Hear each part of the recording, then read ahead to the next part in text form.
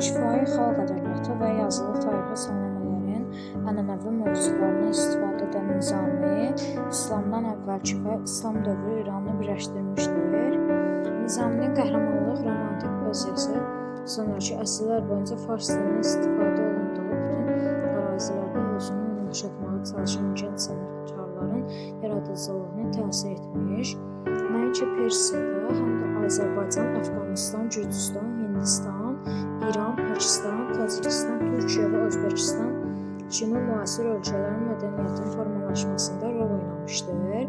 Nizaminin yaradıcılığı Hafiz Şirazi, Mövlana Cəlaləddin Rumi və Sədir Şirazi kimi böyük sənətkarların yaradıcılığını təsir etmişdir.